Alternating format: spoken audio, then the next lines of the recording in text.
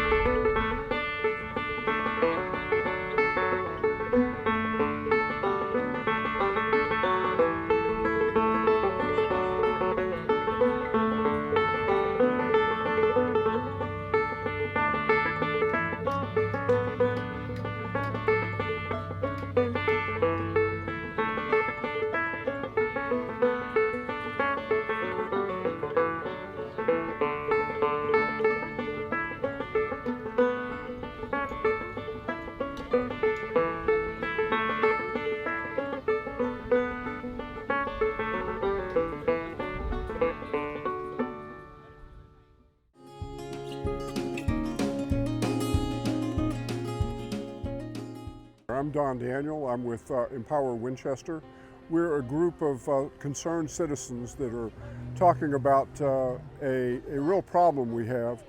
Eversource has proposed putting a 345 kilovolt line through Winchester. Actually, there's two lines going through Winchester, but the 345 is the one we're most concerned about. Originally, it was set up to be a sea-link route from Seabrook, New Hampshire down to Everett, where we obviously go through the water. But because of cost factors, Eversource decided to try something different.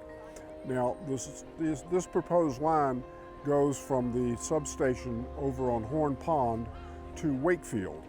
Originally, it was set up to go down, straight down Pond Street to Main Street, go up Main Street, and then go Green Street to Montvale, and then on into Wakefield.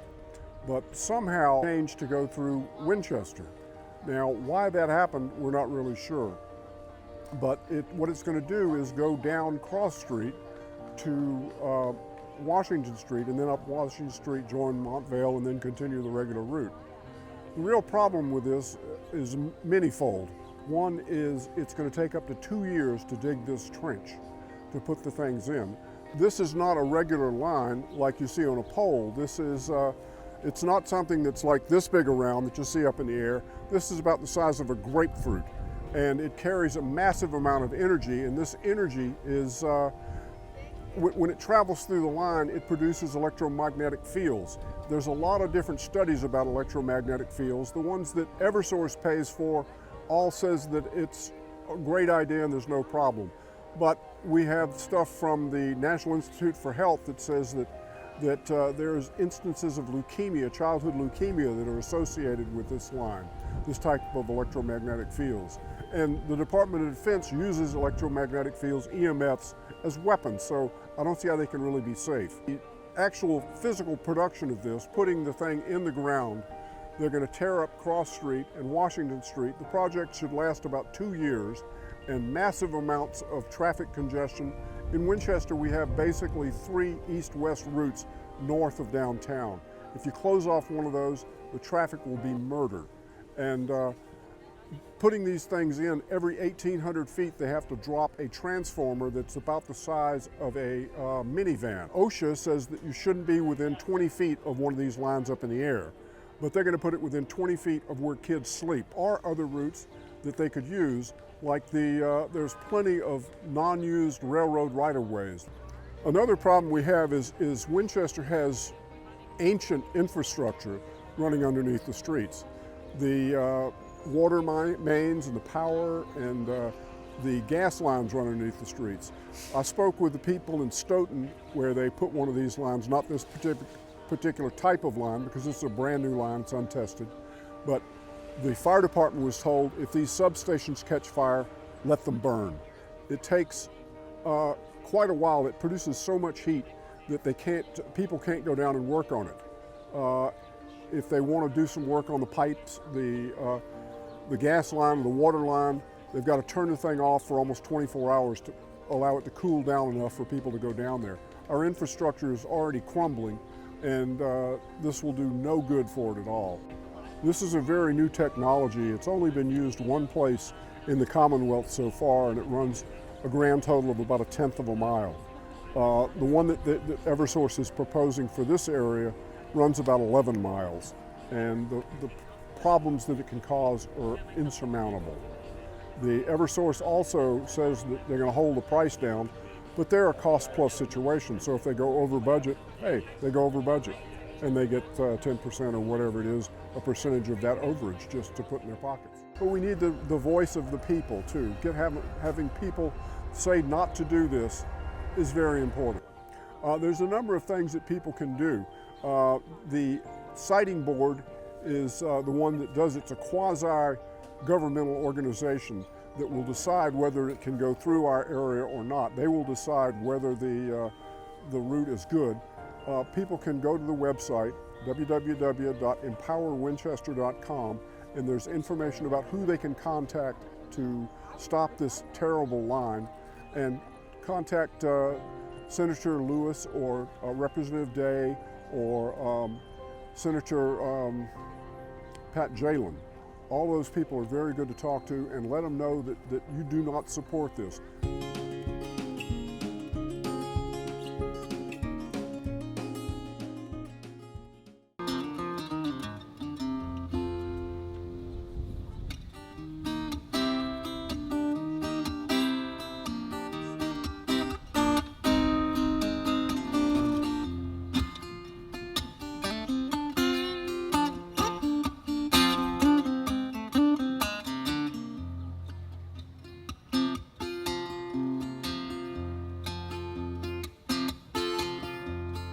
Left a good job in the city, working for the man every night and day. But I never lost 1 minute of sleeping, worrying about the way things might have been. Big wheels keep on turning, proud Mary keep on burning, rolling, rolling, rolling on a river.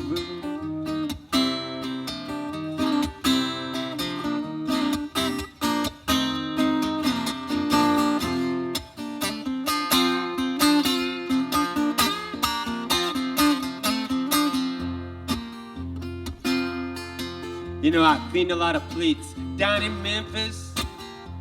I pumped a lot of pain down in New Orleans. But I never saw the good side of the city till I hitched a ride on a riverboard queen. Big wheels keep on turning, ride Mary keep on burning now. Rolling, rolling, rolling on a river.